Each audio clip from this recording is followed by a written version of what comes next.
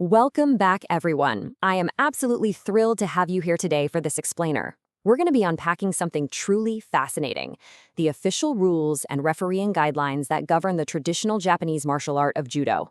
If you've ever watched a martial arts competition and wondered just how much structure actually lies beneath all those fluid, lightning-fast movements, well, you are in for a real treat. We're pulling all our insights today directly from the official regulations, setting the stage to explore the intricate rules that elevate this from just mere combat into a truly masterful art form. So, think about this for a second. What does it take to achieve perfect harmony and undisputed victory in a Jodo match? It's a profound question, right? As we'll see today, the answer isn't just about swinging a wooden staff faster or harder than the other person. Every single movement, literally from the moment a competitor steps onto the floor to the exact angle a referee holds their flag, is strictly governed by the official rulebook. Let's dive into exactly how that harmony is codified. Here's a quick look at our roadmap for today. We'll be covering 1. The arena and equipment, 2. Match types and flow, 3. Criteria for victory, 4. Forbidden acts and penalties, 5. The referee system, and lastly, number 6. Signals and judgments. Let's jump right into Section 1, the arena and equipment, the physical foundations of Jodo. 11, that's our magic number here. The official regulations state that the standard court for a match is precisely 11 meters square, and the floor, as a rule, must be made of wood. Just think about the exactness required here for a moment. The boundaries of combat are drawn with absolute mathematical precision before the competitors even set foot on the floor. It creates a highly controlled pressure cooker for these martial artists. Now, when it comes to the equipment, the rules are totally uncompromising. In Jodo, we have the Jo, the staff, matching up against the Tachi, the wooden sword. The Jo must be exactly 128 centimeters long and 2.4 centimeters in diameter, traditionally crafted from white oak roundwood. Then on the flip side, the Tachi is shorter at exactly 101.5 centimeters, featuring a specific 24.2 centimeter handle, a precise 1.5 centimeter curve, and a leather handguard known as its tsuba. This stark, calculated difference between the 128 centimeter staff and the shorter sword dictates the entire geometry and distance of the match. Moving right along to Section 2, match types and flow, the structure of competition. As you'd probably expect, these matches are highly structured affairs.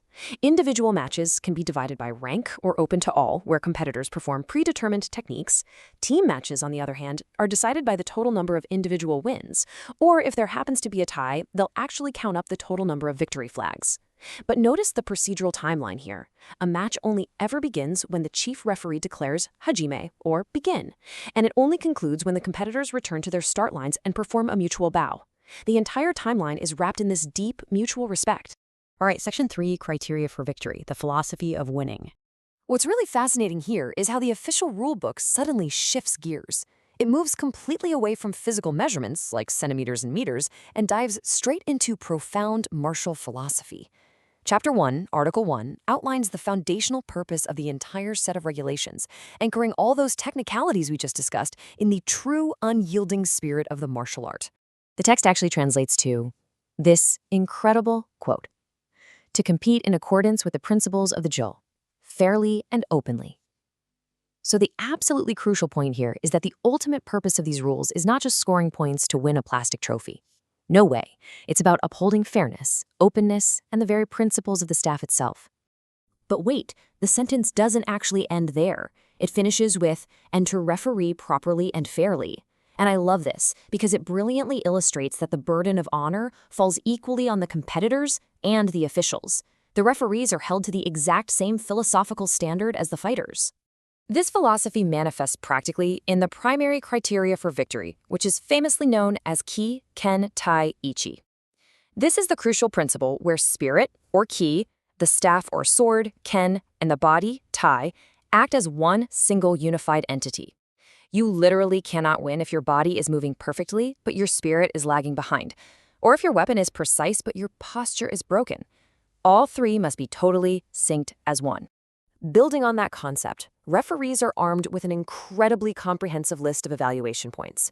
They're watching for full spirit and correct posture, the accuracy and intensity of strikes, mai, which is proper distance and timing, matsuke, the gaze, and zanshin, that vital, lingering awareness you have to maintain after a strike. Plus, of course, proper etiquette and rational martial art execution. What you should really take away from this is that victory isn't about landing a lucky hit. It demands absolute, total mental and physical mastery. Okay, Section 4. Forbidden acts and penalties. Crossing the line. So, what happens when things go wrong? The rulebook operates on very strict if-then scenarios. If a competitor uses banned substances, shows disrespectful behavior to a referee or opponent, or obstructs match fairness, the penalty is severe and immediate. They lose the match outright. The opponent is instantly granted 3 victory flags, and the offender is ejected. Any rights or points they previously earned, totally voided. Similarly, if an injury is caused by intentional negligence, the offender automatically loses. The rules are designed to protect the integrity of the art above all else. And, I want to highlight a surprisingly modern detail from the rules regarding those banned substances. The official regulations explicitly mandate WADA compliance. That means prohibited substances are strictly defined by the latest list from the World Anti-Doping Agency. It's a pretty fascinating bridge, right? Connecting an ancient traditional martial practice with the rigorous standards of modern global sports. That brings us to Section 5, the referee system, upholding the law. To actually enforce all these strict rules, there's a very clear 3-tiered hierarchy deployed. At the top is the Shimpan-cho, the referee-in-chief. They hold supreme authority for the entire event and resolve any high-level disputes. Below them is the Shimpan-shunin, the assistant chief, who manages specific courts. Finally, down on the 11-meter court itself, you have the Shimpan-in, a team of 3 referees for every single match. This consists of 1 chief referee and 2 sub-referees. And here is the crucial point to remember. When it comes to deciding the winner, all 3 of these court referees hold completely equal voting power. Observation and authority are perfectly distributed.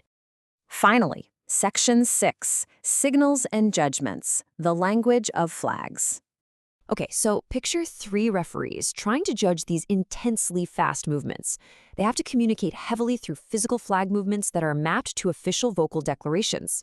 If a referee raises both flags straight up, they declare gogi, which means a consultation is required between the officials. If a flag is raised diagonally upwards, accompanied by shobu-ari, the match is decided that is the flag of victory for one of the competitors. And if both flags are held down at their sides with the word yame, the match is immediately stopped. A simple angle of a flag, held by a highly trained official, literally decides a competitor's fate right there on the floor. So I want to leave you with a question to ponder today. We've seen the precise measurements, the harsh penalties, and the demanding philosophies. So how do these strict, unwavering regulations ultimately shape the evolution and spirit of modern judo? It seems to me that it's exactly these rigid boundaries that allow the true, uninhibited spirit of the martial art to thrive safely and honorably in our modern world. Codified rules don't restrict the soul of the martial art, they preserve it. Thank you so much for joining me on this explainer, and keep your gaze sharp until next time.